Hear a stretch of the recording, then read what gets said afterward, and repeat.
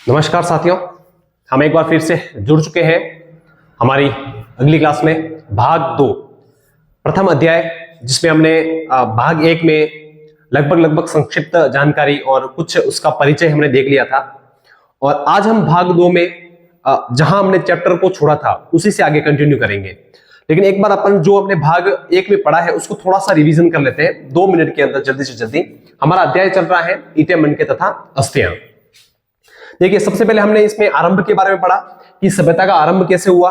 उसके बाद में हमने इनके निर्वाह के तरीके देखे, कृषि प्रौद्योगिकी के बारे में देखा कि कौन कौन से अनाज है ना इनके द्वारा उगाए जाते थे। कृषि पद्धतियों के बारे में भी बात की हमने, ठीक है। कृषि प्रौद्योगिकी में हमने देखा कि हल के साक्ष्य कहां से मिले, है ना, जोते हुए खेत के साक्ष्य कहां से मिले, छोटे हल के खिलौने कहां से प्राप्त हुए, ठीक है। उसके आगे हमने देख लिया था लगभग कुछ औजारों के बारे में देखा, और एक प्रसिद्ध शहर मोहनजोदाड़ो उसके नियोजन के बारे में भी हमने देखा था, ठीक है। किस प्रकार से यहाँ पर नगर नियोजन की व्यवस्था थी, किस प्रकार से मोहनजोदड़ो हड़प्पा सभ्यता का एक प्रसिद्ध स्थल है। वैसे तो खोजा गया प्रथम स्थल जो है वो हड़प्पा था, लेकिन मोहनजोदाड़ो इसका प्रसिद्ध शहर है, ठीक है। उसके अलावा हम इनमें नालियों के बारे में बात कर ली थी हमने, गृह स्थापत्य के बारे में देखा, ठीक है।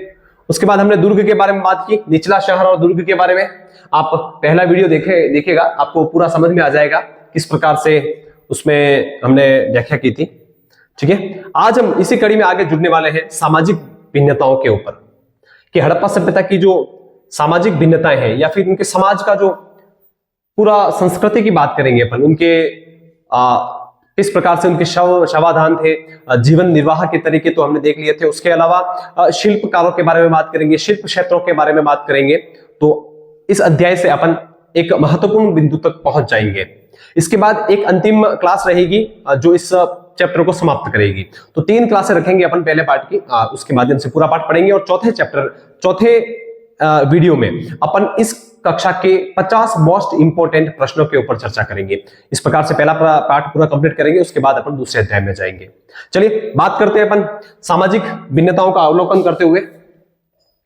चलेगा, ये आपके सामने जो चित्र दिख रहा है, वैसे तो ये फट चुका है, मतलब इसकी क्वालिटी सही नहीं है। ये शवाधान का चित्र है, ठीक है। शवाधान के बारे में पढ़ेंगे अपन सबसे पहले। तो मुख्यतः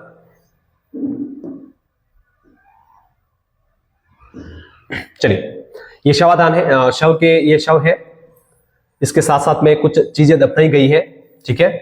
ये देखिएगा इस प्रकार से मृण मूर्तियां, मनके वगैरह इनके, ऐसा माना जाता था कि पुनर्जन्म लेगा यह इंसान तब उसकी ये चीजें काम आएगी, ऐसा कुछ मानते हैं। और यहीं पर ये दर्पण है, ठीक है। दर्पण का चित्र जो यहीं पर आपके शवाधान के साथ में मिला है, तो इसके बारे में अपन बात की थी, ठीक है। चलिए अब बात करते हैं हम शवाधान के ऊपर कि किस शवाधानों का किस प्रकार से विशेषताओं के बारे में देखेंगे अपन, ठीक है। चलिए, मुझे आशा है कि आपको अच्छे तरीके से दिख रहा है, वरना आप अपनी वीडियो की क्वालिटी बढ़ा करके आराम से देखिएगा इसको। चलिए, हड़प्पा स्थलों में मिले शवों, है ना, शवाधान आमतौर पर मृतकों को गर्त में दफनाया गया था। गर्त यानी कि एक गड्ढा खोदा गया था जिसके चारों ओर बढ़िया ईंटें सजाई गई थी, फर्श भी ईंटों का सजाया गया था। इस प्रकार से बहुत ही अच्छे तरीके से गर्त यानी कि गड्ढा खोद करके, ठीक है। कभी कभी शवाधान गर्त की बनावट एक दूसरे से भिन्न होती थी। कुछ स्थानों पर गर्त की सतह पर ईंटों की चिनाई मिलती है। मैंने कहा ना भी कि सभी शवाधान एक जैसे नहीं थे। कोई विशेष प्रकार का व्यक्ति होगा तो उसके लिए विशेष प्रकार का शवाधान रहा होगा, या कोई सामान्य व्यक्ति होगा तो उसके लिए सामान्य शवाधान रहा होगा, ठीक है। तो ईंटों का भी प्रयोग किया गया था। कुछ कब्रों में मृदभांड तथा आभूषण मिले हैं, ठीक है। मैंने अभी बताया, वीडियो में देखा आपने, मृतक का जो कंकाल पड़ा है उसके आसपास में कुछ सामग्री पड़ी हुई है, ठीक है, मृदभांड, बर्तन वगैरह। संभवतः एक ऐसी मान्यता की ओर संकेत करते हैं जिसके अनुसार इन वस्तुओं को मृत्युपरांत प्रयोग किया जा सकता है। यानी कि हड़प्पावासी लोग पुनर्जन्म में विश्वास करते थे, ठीक है, करते ही थे, क्योंकि जब व्यक्ति मरा है उसके साथ में कोई खाने पीने के बर्तन वगैरह सामान और कांच वगैरह, कंघी वगैरह, सब मेकअप के भी सामान साथ में रखते थे। तो वो सोचते थे कि मृत्यु उपरांत ये चीजें उसके काम आएगी, इसलिए वो शवों के साथ में ये चीजें भी दफनाते थे। पुरुष और महिलाओं दोनों के शवाधानों से आभूषण मिले हैं, आभूषण भी मिले हैं, मतलब साज संवरने की चीजें। 1980 के दशक के मध्य में हड़प्पा में कब्रिस्तान में हुए उत्खननों में एक पुरुष की खोपड़ी के समीप शंख के 3, है ना, यानी कि उत्खनन हुआ 1980 में, कब्रिस्तान में शंख भी मिला, देखिए है ना, खोपड़ी के साथ में शंख, ठीक है। और देखिएगा और क्या मिला है ना, शंख, छल्ले, जैस्पर, एक प्रकार का उपरत्न कह सकते हैं इसको, कि मन के सैकड़ों की संख्या में सूक्ष्म मनकों का बना हुआ एक आभूषण भी मिला है, ठीक है। मन के यानी कि मोतियों की बनी हुई माला, ठीक है, शंख, उसके साथ साथ छल्ले, एक प्रकार का उपरत्न होता है जैस्पर, ठीक है, इस प्रकार के मन के तो इस शव के साथ में प्राप्त हुए। तो अपन ये अनुमान लगा सकते हैं कि हड़प्पा वासी लोग मरणोपरांत ऐसे सोचते थे कि उसकी ये चीजें काम आएगी, इसलिए ये चीजें साथ में दफनाते थे, ठीक है। कहीं कहीं पर मृतकों को तांबे के दर्पणों के साथ दफनाया गया था। अभी मैंने एक चित्र बताया था, है ना, तांबे का दर्पण आप देखिएगा वापस कैसा है, ये तांबे का दर्पण है, ये वाला, ये तांबे का दर्पण है, ठीक है, जो इस कब्र के साथ में मिला भी है, ठीक है। ऐसे सोचते होंगे कि मरने के बाद में मेकअप करेगा, है ना, चलिए चीजें कुछ लगती है अटपटी, लेकिन अब उनमें विश्वास था इन बातों का, ठीक है। तो ये सारी चीजें, तो शवाधान से संबंधित क्लियर हो गया मैटर कि हड़प्पा वासी के शवाधान के बारे में बताइए, ठीक है। सामाजिक भिन्नता में ये प्रश्न पूछा जाता है, तो शवाधान में आप क्या क्या बताओगे कि मृतकों को गर्तों में दफनाया जाता था, संभवतः कुछ गर्त ईंटों से भी बनाए गए थे और कुछ अलग भी थे, उनके साथ साथ में शवाधान के साथ साथ में आभूषण भी दफनाए जाते थे, मृदभांड, मनके वगैरह भी साथ में दफनाए जाते थे, कि लोग ऐसा सोचते थे कि मरने के बाद में ये चीजें उसके काम आएगी। 1980 में जो उत्खनन हुआ है उसमें खोपड़ी मिली है ना कब्रिस्तान से, तो खोपड़ी के साथ में शंख भी मिले हैं, 3 शंख मिले हैं, मनके मिली है, सैकड़ों की संख्या में सूक्ष्म मणकों की एक माला भी मिली है, कहीं कहीं पर तांबे के दर्पण भी मिले हैं। तो इस प्रकार से अपन बात कर सकते हैं शवाधानों के बारे में। तो ये चैप्टर, मतलब ये पॉइंट आपको समझ में आ गया होगा, ठीक है। तो सामाजिक भिन्नताओं में पहला पॉइंट था शवाधान। दूसरा पॉइंट पढ़ेंगे अपन विलासिता की वस्तुएं। विलासिता यानी कि वो जीवन निर्वाह करते थे तो उनके साथ में कुछ उनकी वस्तुएं भी तो होगी जीवन जीने के लिए। विलासिता, आज हम जी रहे हैं घर में, तो हमारे घर में टीवी, फ्रिज, लाइट वगैरह, बर्तन वगैरह सारी चीजें होती, ये होती विलासिता की वस्तुएं। तो ये चीजें उस समय भी थी। कैसे किसी चीजों का प्रयोग करते थे, देखिएगा एक पात्र आपके सामने बना हुआ है, इसके बारे में भी चर्चा करेंगे अपन। वर्तमान का ये पात्र बना हुआ है, ठीक है, एक गड़े के समीप, ठीक है। तो विलासिता की वस्तुओं में बात करेंगे अपन सबसे पहले, विलासिता की वस्तुएं। चलिए, पहले वर्ग में, मतलब एक उच्च वर्ग है, एक निम्न वर्ग है। पहले वर्ग में रोजमर्रा के उपयोग की वस्तुएं सम्मिलित है, जिन्हें पत्थर अथवा मिट्टी जैसे सामान्य पदार्थों से आसानी से बनाया जा सकता है। इनमें चक्कियां, मृदभांड, सुइयां, झावा आदि शामिल है। ये वस्तुएं सामान्य रूप से बस्तियों में सर्वत्र पाई जाती है। यानी कि ये जो चीजें बताई गई है, चक्कियां हो गई, मृदभांड हो गई, सुई हो गई, इसके अलावा बहुत सारी चीजें हो गई जो सामान्यतः पूरे नगर में, अब लगभग हर आम इंसान के पास में भी मौजूद थी उस समय में, ठीक है।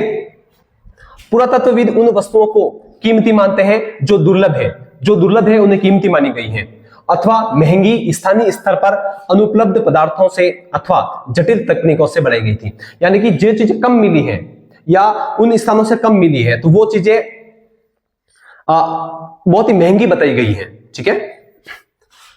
इस प्रकार फयांस एक घिसी हुई रेत अथवा बालू के रंग अथवा चिपचिपे पदार्थ से मिश्रण करके एक ऐसी वस्तु बनाई जाती है, पकाकर पदार्थ बनाया जाता है, जिससे वो मट्टी का बनाया जाता है, हमने देखा था अभी, ठीक है। कि छोटे पात्र संभवतः कीमती माने जाते थे क्योंकि इन्हें बनाना कठिन था।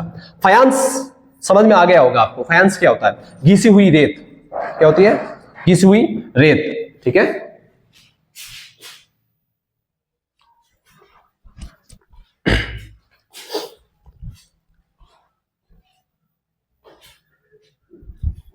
चलिए, फायांस के बारे में बात कर रहे थे हम कि फायांस है क्या। देखिए, घिसी हुई रेत है ये। प्रश्न सीधा पूछा जाएगा 1 नंबर का कि फायांस किसे कहते हैं, ठीक है। घिसी हुई बारीक रेत, ठीक है। बालू और रेत एक ही होती है। तथा रंग, इसमें रंग भी मिलाया जाता है और चिपचिपा पदार्थ भी मिलाया जाता है। उन तीनों का मिश्रण किया जाता है, चिपचिपा पदार्थ, रंग और रेत का मिश्रण करके एक नया पदार्थ तैयार किया जाता है, ठीक है, जो चिकना और बहुत ही कठोर होता है। चिकनी मिट्टी कह सकते हैं उसको अपन, ठीक है। उसको पकाकर तैयार किया जाता है ठीक है, ऐसे कीमती, इनसे जो बर्तन या पात्र जो भी बनते हैं वो बहुत ही कीमती माने जाते हैं, ठीक है, क्योंकि ये बहुत कम बने हुए हैं और इनको बनाना भी बहुत कठिन है। तो फायांस के बारे में आपको समझ में आ गया होगा। ये विलासिता की वस्तुओं के में पढ़ रहे अपन। और देखिएगा इसमें महंगे पदार्थ से बनी दुर्लभ वस्तुएं सामान्यतः मोहनजोदाड़ो, हड़प्पा जैसी बड़ी बस्तियों में केंद्रित है और छोटी बस्तियों में ये विरले यानी कम है। यानी कि जो महंगे पदार्थों से जो भी वस्तुएं बनाई जाती थी वो आपको सामान्यतः मोहनजोदाड़ो और हड़प्पा से ही प्राप्त हुई है, ठीक है, लेकिन छोटी बस्तियों से मिली तो है लेकिन बहुत कम मात्रा में। तो अपन कह सकते हैं कि फायांस से जो बर्तन प्राप्त हुए हैं या फिर जो भी गड़े मटके वगैरह जो प्राप्त हुए हैं वो ज्यादातर आपको मोहनजोदाड़ो और हड़प्पा से प्राप्त हुए हैं, छोटी छोटी बस्तियों से कम प्राप्त हुए हैं, ठीक है। उदाहरण के लिए फायांस से बना हुआ लघु पात्र, ठीक है, लघु पात्र यानी कि छोटा। फायांस जो अभी हमने बात की है, फायांस क्या होता है, लघु पात्र का मतलब छोटा पात्र, संभवतः सुगंधित द्रव्यों के पात्र के रूप में प्रयुक्त होते थे।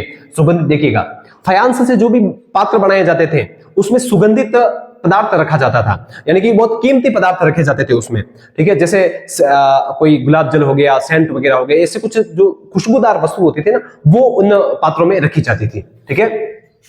अधिकांशतः मोहनजोदाड़ो और हड़प्पा से मिले हैं, ठीक है। तो फायांस के जो लघु पात्र हैं वो कहां से मिले हैं, फायांस के जो लघु पात्र हैं, ठीक है, फायांस ये सर्वाधिक कहां से मिले, एक तो मोहनजोदाड़ो से और हड़प्पा से, ठीक है। इनमें क्या रखा जाता था, सुगंधित पदार्थ रखा जाता था, ध्यान रखिएगा, ठीक है। फायांस से संबंधित प्रश्न बन सकता है, ठीक है।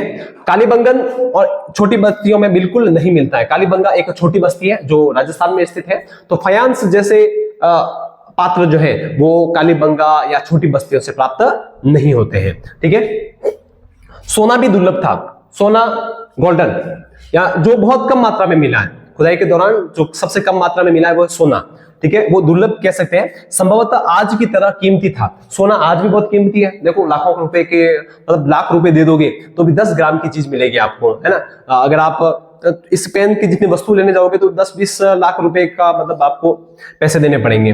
तो आज ही की तरह सोना कीमती है। हड़प्पा स्थलों से मिले सभी स्वर्णाभूषण संचयों से प्राप्त हुए, बहुत ही कम मात्रा में संचय कर करके उनको प्राप्त किया है, ठीक है। तो हमने बात की विलासिता की वस्तुओं में, अभी बात करेंगे, देखिए वापस समझते हैं अपन। विलासित यानी कि जो जीवन जी रहे हैं, विलासित या आरामदायक जीवन जीने के लिए वो क्या क्या चीजें प्रयोग में लेते थे हड़प्पावासी। तो कौन कौन सी चीजें प्रयोग में ले रहे हैं, देखिए फायांस से बना हुआ पात्र आपके सामने बना हुआ है, चिकनी मिट्टी वाला, ठीक है। रोजमर्रा की वस्तु है जिसमें चक्किया, मर्दभांड, सुइयां, ये तो सभी जगह से मिली है, लेकिन जो सबसे महंगी और दुर्लभ चीजें हैं वो सिर्फ हड़प्पा और मोहनजोदाड़ो से मिली है, ठीक है। सोने की बात करें तो हड़प्पा मोहनजोदाड़ो से बहुत कम मात्रा में मिली है, लेकिन सोना आज की तरह उस समय भी महंगा माना जाता था, ठीक है। साथ ही साथ फायांस के पात्र भी मिले हैं, लेकिन वो भी सिर्फ हड़प्पा और मोहनजोदाड़ो से ही प्राप्त हुए हैं, दूसरी जगह से बहुत कम प्राप्त हुए हैं, ठीक है। तो इस प्रकार से हमने बात की विलासिता की वस्तुओं के बारे में।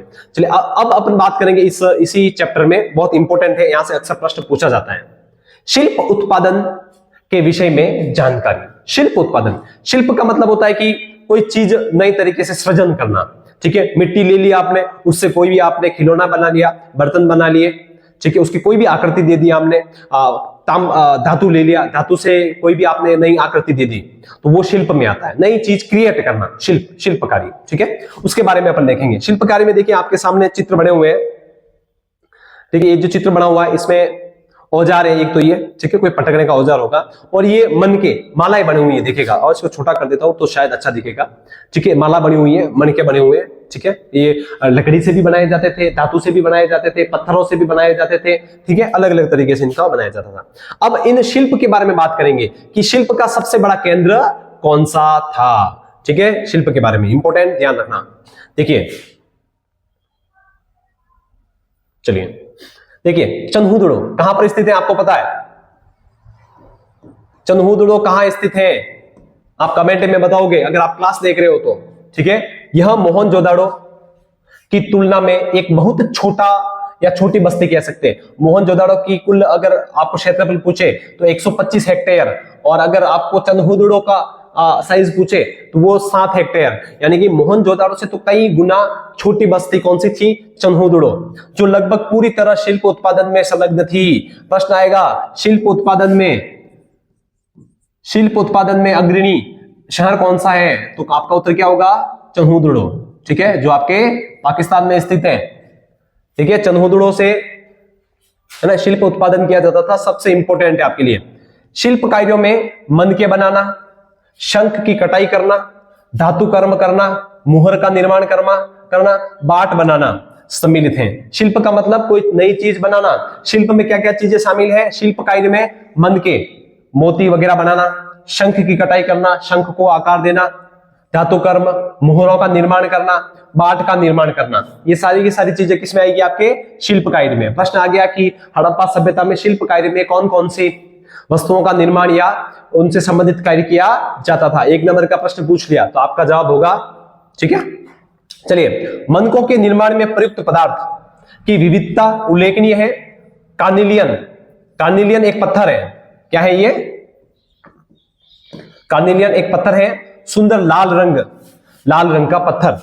जेस्पर, स्फटिक, क्वार्ट्ज तथा शैल खड़ी जैसे पत्थर, तांबा, कांसा तथा सोने जैसी धातुएं, ठीक है, इसमें प्रयोग में ली जाती थी।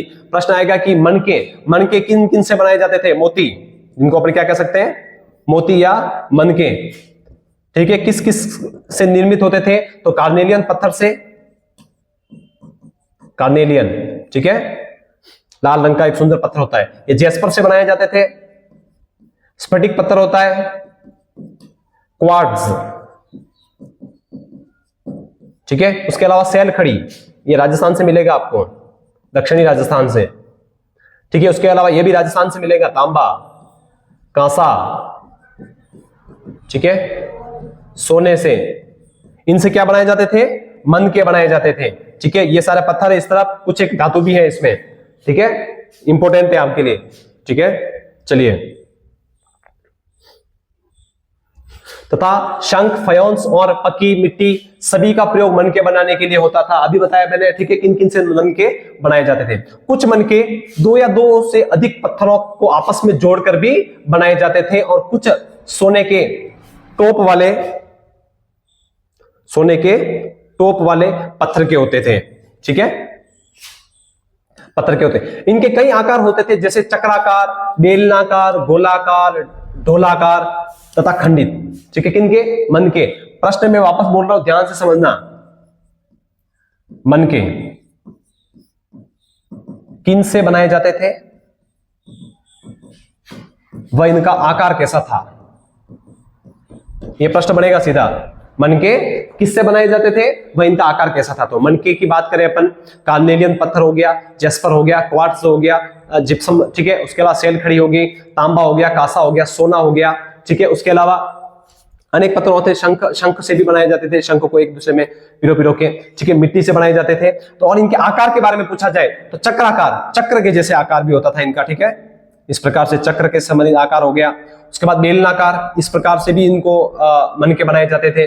गोलाकार भी होते थे, ठीक है। ढोलाकार यानी कि मतलब अनियमित, और खंडित यानी कि टूटे हुए, ठीक है। तो आपका उत्तर होगा मनके किन से बनाए जाते थे और कैसे, इनका आकार कैसा होता था। मुझे आशा है कि आपको समझ में आ गया होगा, ठीक है। चलिए और देखते हैं इनके बारे में, और देखते हैं बात अपन थोड़ी सी। चलिए एक बार इसको डिलीट कर देते हैं।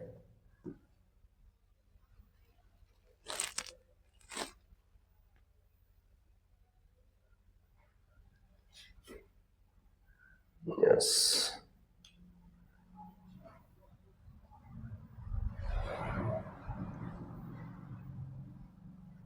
इसको कट करना पड़ेगा, 1 मिनट।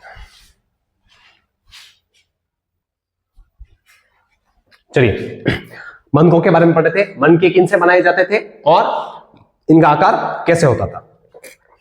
चलिए आगे पढ़ते हैं इसमें। और शैल खड़ी जो एक बहुत मुलायम पत्थर है, पर आसानी से कार्य हो जाता है। मुलायम पत्थर है, उस पर आसानी से कार्य हो जाता है। कुछ मनके शैल खड़ी चूर्ण के लेप से सांचे में ढालकर तैयार किए जाते थे, यानी कि उनका शैल खड़ी पत्थर बहुत ही मुलायम होता है, ठीक है। उसका चूर्ण बना करके मनकों के ऊपर कभी लेप भी किया जाता था, है ना। इससे ठोस पत्थरों से बनने वाले केवल ज्यामितीय आकारों के विपरीत कई विधियों आकार के मनके बनाए जा सकते थे, यानी कि ये एक मुलायम पत्थर है जो आसानी से इसके ऊपर कार्य किया जाता है, ठीक है। इससे ठोस पत्थरों से बनने वाले केवल ज्यामितीय आकारों के विपरीत कई विविध आकारों के मनके है ना विविध आकारों के जो मन के बनाए जाते हैं वो शैलखड़ी नामक पत्थर से बनाए जाते थे। अब बात करेंगे ये शैलखड़ी नामक पत्थर मिलता कहां से था उसके बारे में बात करेंगे अपन। पुरातत्वविदों द्वारा किए गए प्रयोगों से यह दर्शाया है कि कार्नेलियन जो लाल रंग का पत्थर होता है और पीले रंग के कच्चे माल तथा उत्पादन के विभिन्न चरणों में मनकों को आग में पकाकर प्राप्त किया जाता था। यानी कि पुरातत्वविदों द्वारा किए गए प्रयोगों से दर्शाया गया है कि कार्नेलियन का जो लाल रंग या पीले रंग का कच्चा माल है उत्पादन के विभिन्न चरणों में मनकों को आग में पका करके प्राप्त किया जाता था। यानी कार्नेलियन पत्थर से जितने भी मनके बनाए जाते थे ना उनको आग में पका करके तैयार किया जाता था। ठीक है, पत्थर के पिंडों को पहले अपरिष्कृत आकारों में तोड़ा जाता था।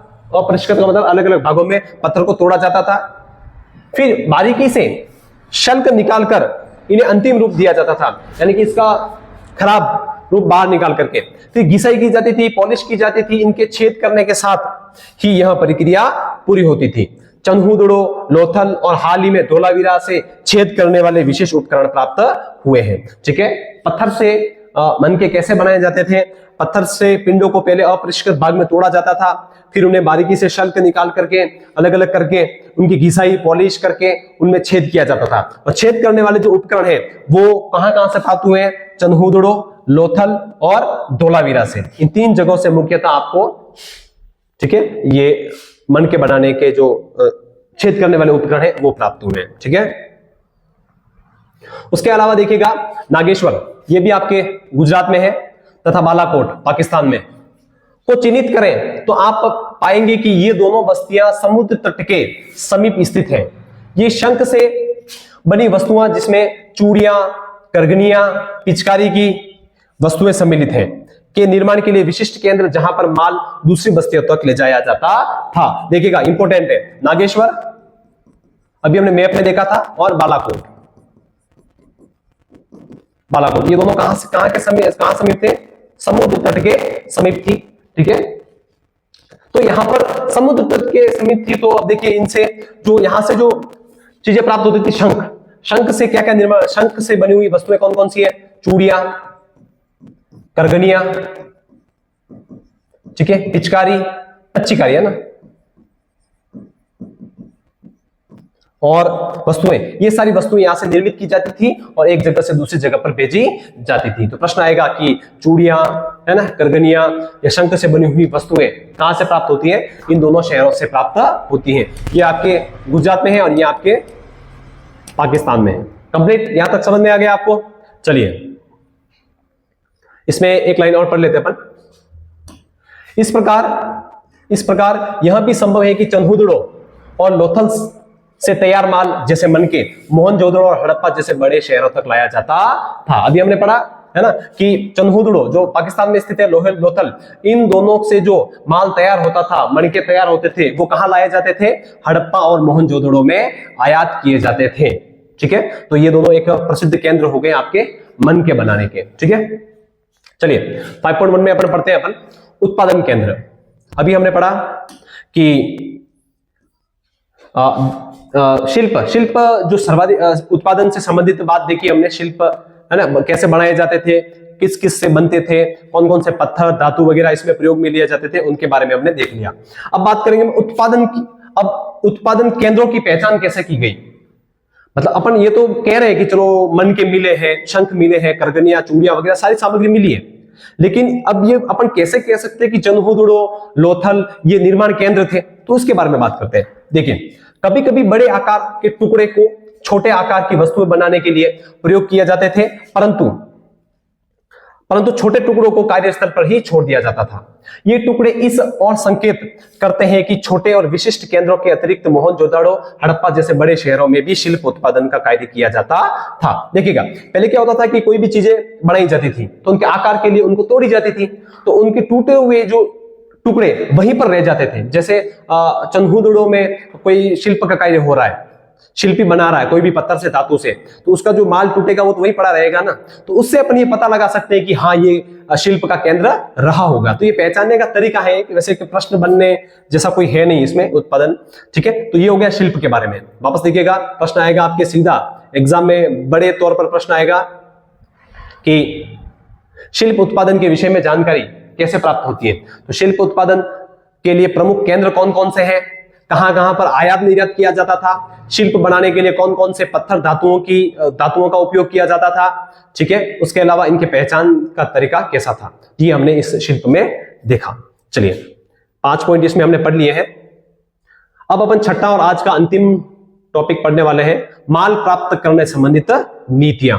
अब ये माल प्राप्त करते थे तो इनसे संबंधित नीतियों के बारे में अपन अध्ययन करते हैं, ठीक है। चलिए शिल्प से संबंधित बात हो गई, लेकिन अब बात करेंगे अपन, देखिए शिल्प भी तैयार हो गया, लेकिन शिल्प के लिए कच्चा माल तो कहीं कहीं से लाया होगा या उनको लाना भी पड़ता होगा, उसके बारे में बात करते हैं अपन। देखिएगा माल प्राप्त करने संबंधित नीतियां, ये माल प्राप्त कहां से करते थे, ठीक है, इंपॉर्टेंट टॉपिक है। देखिएगा जैसा कि स्पष्ट है कि शिल्प उत्पादन के लिए कई प्रकार के कच्चे माल का प्रयोग होता था, ठीक है। कच्चा माल तो कोई भी चीज बनाना है उसके लिए कच्चा माल तो होता ही था। हालांकि कुछ जैसे मिट्टी है ना, स्थानीय स्तर पर उपलब्ध, मिट्टी तो स्थानीय स्तर पर उपलब्ध हो जाती थी, ठीक है। कुछ अन्य जैसे पत्थर, लकड़ी जैसे धातु जलोढ़क मैदान के बाहर के क्षेत्रों से मंगाने पड़ते थे, ठीक है। देखिए मिट्टी तो स्थानीय स्तर पर प्राप्त हो जाती थी, लेकिन कुछ ऐसे इंपॉर्टेंट पत्थर की बात करेंगे अपन, या अच्छी क्वालिटी की लकड़ी की बात करेंगे, या कोई धातु तो जलोढ़ वाले क्षेत्र में मिलेगा आपको, ठीक है, तो मंगाने पड़ते थे, तो आयात निर्यात का सिलसिला चलता था।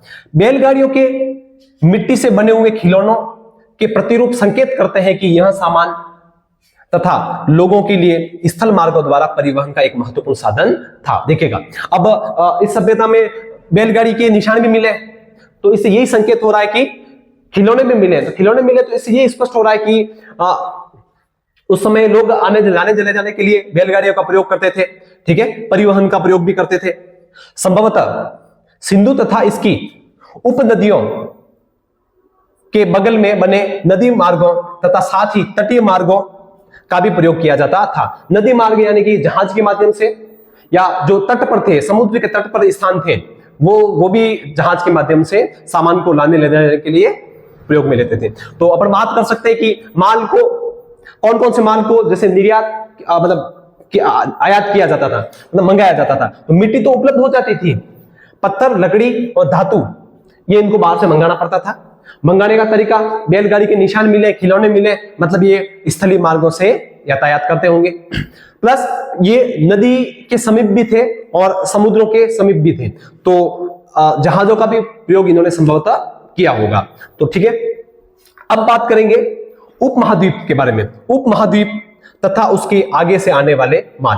भारत एक उपमहाद्वीप है, आपको पता हो तो, ठीक है, और यहां पर सारा माल तो भारत में उपलब्ध होगा नहीं, तो कुछ माल लिए कहां से गया, बाहर से मंगाते भी थे, तो उसके बारे में अपन बात करेंगे, ठीक है। इंपॉर्टेंट है, आपके 2 नंबर का प्रश्न इस प्रकार से पूछा भी जाएगा कि उपमहाद्वीप तथा उसके आगे से आने वाला माल है ना, कौन कौन से क्षेत्र मंगाए जाते थे।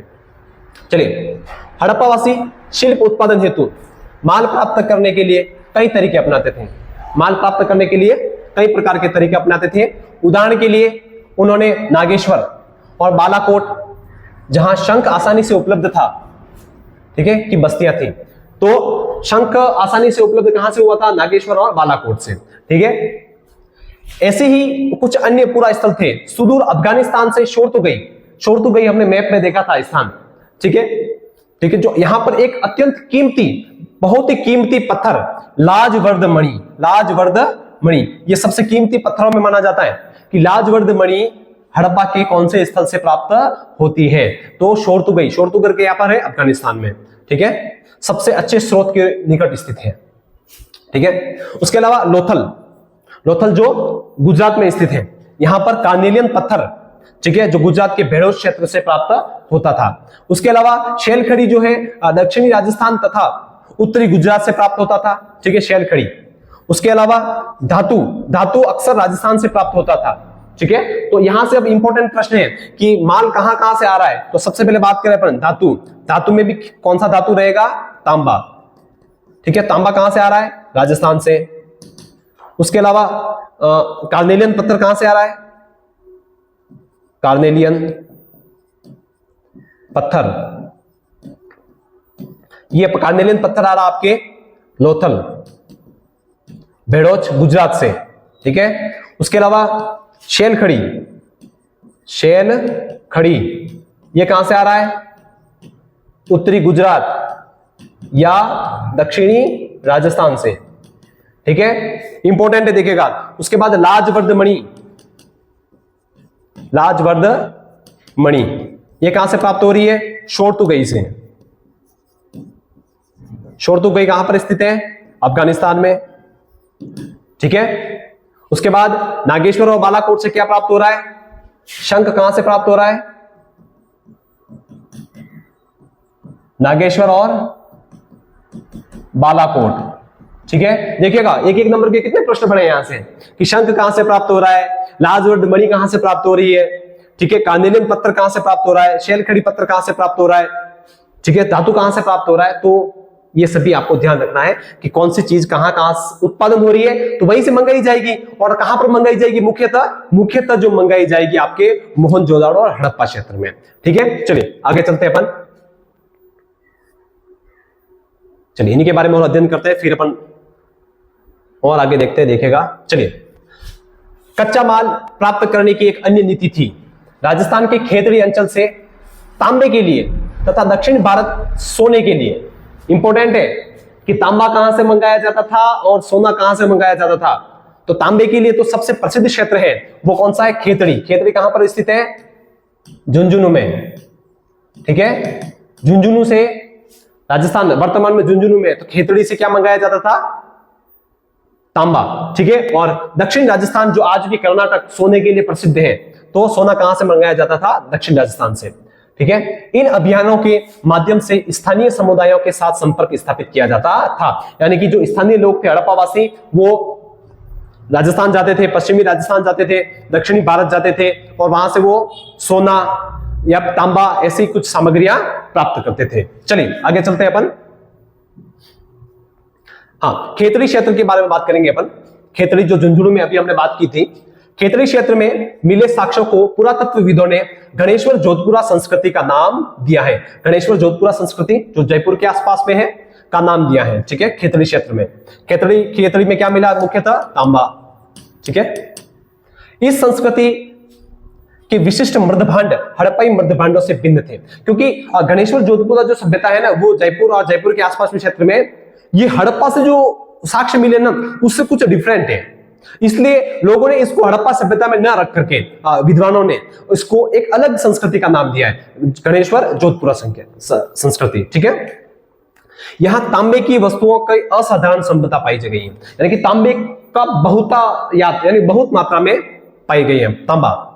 ऐसा संभव है कि इस क्षेत्र में निवासी हड़प्पा सभ्यता के लोगों को तांबा बेचते थे। देखिएगा, हड़प्पा को तांबा कौन बेचता था? हड़प्पा को तांबा खेतड़ी, गणेश्वर जोधपुरा संस्कृति के अंतर्गत आता है, जो हड़प्पा को तांबा बेचता था, ठीक है। क्योंकि उस समय लोहा वगैरह कुछ अन्य धातुओं की खोज हुई नहीं थी, ठीक है। लोहे की खोज तो अपन बात करते हैं कि महाजनपद काल में मगध साम्राज्य के आसपास गंगा नदी दोआब क्षेत्र में प्राप्त होता है, तो उस समय तो लोहा वगैरह था ही। तांबा एक महत्वपूर्ण अपन कह सकते हैं धातु था।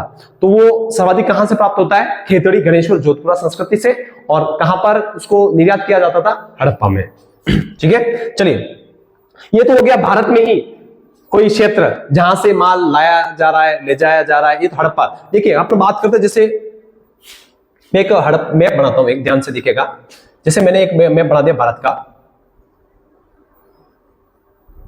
ये भारत का मैप है, ऐसा तो नहीं है लेकिन थोड़ा बहुत तो ऐसे होगा, ठीक है। चलिए, यहां पर कौन सा स्थान है? पाकिस्तान। और यहां पर कौन सा हो गया? अफगानिस्तान। देखिए, 3 कंट्रीज के बारे में बात करेंगे। हड़प्पा सभ्यता कौन कौन से क्षेत्र में फैली हुई थी? ये क्षेत्र जो है, ये क्षेत्र है हड़प्पा का, किसका? ठीक है। और यहां से जो सामान मिला है उसकी बात हमने कर ली कि नागेश्वर से क्या मिला है, ठीक है, गुजरात में नागेश्वर से क्या मिला है, बालाकोट, चंदहुदड़ो, मोहनजोदड़ो, हड़प्पा, शोरतुगई, है ना, बनावली, कालीबंगा, आयड़, खेतड़ी, ठीक है, लोथल, ठीक है, रंगपुर, इस प्रकार से ये सारे रास्ता, ये सारे स्थान हो गए आपके भारत या फिर पाकिस्तान या अफगानिस्तान के। अब बात करेंगे सुदूर यानी कि दूर क्षेत्र से कौन सा सामान मंगाया जाता था, यानी कि दूसरे महाद्वीप से। दूसरी सभ्यता मेसोपोटामिया की सभ्यता बात करेंगे, ओमान की बात करेंगे, तो उनके बारे में बात करेंगे। ठीक है, चलिए आगे चलते हैं अपन। इसको क्वाइट कर देते हैं एक बार। ठीक है, चलिए इसको अपन आगे चलते हैं। चलिए चलो, एक मिनट, वापस डिस्टर्ब हो गए यार। चलो, सुदूर देश यानी कि बाहर से मंगाए जाने वाले, ठीक है, ऐसे कौन कौन से साधन वस्तुएं थी उसके बारे में पढ़ते हैं अपन। चलिए देखिए, हाल ही की बात करें अपन। हाल ही में पुरातत्वविदों की खोज से इंगित करता है कि तांबा संभवतः अरब प्रायद्वीप के दक्षिण पूर्व छोर पर स्थित ओमान से लाया जाता था। देखिए, तांबा एक तो खेतड़ी से तो प्राप्त होता ही था, ठीक है, खेतड़ी से प्राप्त होता ही था, लेकिन अब अपन भारत या भारत उपमहाद्वीप से बाहर की बात कर रहे हैं, तो कहां से मंगाया जाता था? ओमान। ठीक है, रासायनिक विश्लेषण दर्शाते हैं कि ओमानी तांबे तथा हड़प्पाई वस्तुओं दोनों में निकल के अंश मिले हैं, जो दोनों की साझा उद्भव के संकेत करते हैं। यानी कि तांबा, हड़प्पा का तांबा और जो अरब कंट्रीज है उनका तांबा, उन दोनों में निकल की समानता मिली है। तो इससे अपन ये बता सकते हैं कि ओमान की सभ्यता और हड़प्पा की सभ्यता लगभग सिमिलर या समकालिक थी। ठीक है, एक विशिष्ट प्रकार का पात्र अर्थात एक बड़ा हड़प्पाई मर्तबान का फोटो अभी ऊपर गया, मैं वापस बताऊंगा आपको, जिसके ऊपर काली मिट्टी की एक मोटी परत चढ़ाई गई थी, ओमानी स्थलों से मिला है। ठीक है, मर्तबान एक बर्तन है, उसके बारे में बताता हूं मैं आपको। नीचे है या ऊपर है, देखना एक बार। मर्तबान, ये मर्तबान है जिसके ऊपर काली मिट्टी का लेप लगाया हुआ है। ये मर्तबान एक प्रकार का पात्र है, ठीक है, जो ओमान से प्राप्त हुआ है। चलिए मर्तबान हो गया। आपको मर्तबान क्या है, तो मर्तबान के बारे में अगर आपसे पूछा जाए, चलिए अपन कहां थे, ये हो गया है ना, ओमानी विलियम करते हैं। एक विशिष्ट प्रकार का पात्र अर्थात एक हड़प्पाई मर्तबान जिसके ऊपर काली मिट्टी की एक मोटी परत चढ़ाई गई थी, ओमानी स्थलों से प्राप्त हुआ है। तो मर्तबान कहां से प्राप्त हुआ है? ओमान से, ओमानी स्थलों से प्राप्त हुआ है, जो हड़प्पा से सिमिलर यानी कि उसके समकक्ष माना जाता है। हमें यह नहीं पता कि इन पात्रों में क्या रखा जाता था। अब ये मर्तबान जो बने हुए ये पात्र है एक प्रकार का, ठीक है, जिसके ऊपर काली मिट्टी का एक मोटी परत चढ़ाई जाती थी। अब इस पता नहीं है कि इसके अंदर क्या रखा जाता था, पर यह संभव है कि हड़प्पा सभ्यता के लोग इनमें रखे सामान को ओमानी तांबा से विनिमय करते थे। ठीक है, ओमानी तांबे से विनिमय यानी कि वहां से खरीदते थे। तो ये सीधा है कि ओमानी स्थलों से क्या प्राप्त हुआ है? मर्तबान प्राप्त हुआ है, लेकिन इसमें क्या रखा जाता था ये इनको पता नहीं है। ठीक है, चलो और बात करते हैं अपन इसमें। तीसरी सहस्राब्दी ईसा पूर्व में दिनांकित मेसोपोटामिया। अब मेसोपोटामिया के बारे में भी बात आ रही है। देखिए, लेखों में मगान शब्द का प्रयोग किया है। मेसोपोटामिया सभ्यता में मगान शब्द किसके लिए प्रयोग किया गया है? मगान, ओमान के लिए। किसके लिए? ओमान के लिए। अभी पढ़ा हमने, संभवतः ओमान के लिए प्रयुक्त नाम था। नामक क्षेत्र से तांबे के आगमन के संदर्भ में भी संकेत मिलते हैं। मेसोपोटामिया भी अब लिंक में आ गई। मेसोपोटामिया में लेखों में मगान शब्द मिला, और मगान मेसोपोटामिया सभ्यता की जो संस्कृति या भाषा है वो पढ़ी जा चुकी है, तो उसमें मगान शब्द ओमान से लिंक किया गया है। ठीक है, लंबी दूरी के संपर्कों की ओर संकेत करने वाली अन्य पुरातत्विक खोजों में हड़प्पाई मोहरे, बाट, पासे तथा मनके शामिल हैं। ठीक है, अब हड़प्पा की जो मोहरे हैं, बाट है ना, मनके हैं, इस प्रकार के चीजें जो है वो मेसोपोटामिया, ओमान से भी प्राप्त हुई है, तो ये आपस में लिंक भी थी। ठीक है, चलिए अपन अंतिम पड़ाव पर चल रहे हैं आज के टॉपिक पे, लगभग समाप्त होने वाला है। देखिएगा, इस संदर्भ में यहां भी देखना महत्वपूर्ण है कि मेसोपोटामिया के लेख दिलमुन, संभवतः बहरीन द्वीप, दिलमुन किसके लिए प्रयोग किया गया है? बहरीन द्वीप। मगान किसके लिए प्रयोग किया गया है? मगान ओमान के लिए प्रयोग किया गया है। उसके अलावा मेलुहा शब्द किसके लिए प्रयोग किया गया है? हड़प्पा के लिए। ठीक है, मगान किसके लिए? ओमान। तो ध्यान रखना, मेसोपोटामिया जो संस्कृति है उसमें 3 शब्द इसमें आपकी किताब में दे रखे हैं, दिलमुन, मगान और मेलुहा। तो दिलमुन किसके लिए प्रयोग किया गया था? दिलमुन आपके बहरीन द्वीप के लिए प्रयोग किया गया था, और मगान किसके लिए प्रयोग किया है? ओमान के लिए प्रयोग किया है, और मेलुहा शब्द किसके लिए प्रयोग किया गया है? तो हड़प्पा के लिए प्रयोग किया गया है। ठीक है, संपर्क की जानकारी मिलती है। मेलुहा के विषय में एक मेसोपोटामियाई मिथक यह बताता है कि तुम्हारा तुम्हारा पक्षी हाजा पक्षी हो, उसकी आवाज राजप्रसाद से सुनाई दे। ठीक है, इस कई पुरातत्वविद का मानना है कि हाजा पक्षी मोर था। ठीक है, तो मोर भारत में बहुतायत में पाए जाते हैं, तो ये इसको एक दूसरे से लिंक बताते हैं। मेसोपोटामिया के लेक मेलुहा को नाविक का देश कहा जाता है। मेलुहा किसे कहते हैं? मेलुहा का मतलब होता है हड़प्पा। तो हड़प्पा को कौन सा देश कहा गया है? नाविकों का देश। इसके अतिरिक्त हम मुहरों पर जहाजों तथा नावों के चित्र भी देख पाते हैं। देखिएगा, ये देखें आपने, नावों का चित्र शायद आया नहीं है, कल देखेंगे, क्योंकि कल अपन बात करेंगे ना मुहरों के ऊपर या मुद्राओं के ऊपर, तब अपन नाव वाली मुद्रा के ऊपर भी बात करेंगे। ठीक है, तो ये मुद्रा है एक प्रकार से, आप देख सकते हो। इसमें स्पष्ट रूप से नहीं दिख रही आपकी किताब में। जो ये जो टॉपिक है आपका 6.2 सुदूर क्षेत्रों से संपर्क, वहां पर आप इसको आसानी से देख सकते हैं। ठीक है, तो हमने आज क्या क्या देखा है, इसको वापस से 2 मिनट के अंदर रिवीजन कर लेते हैं।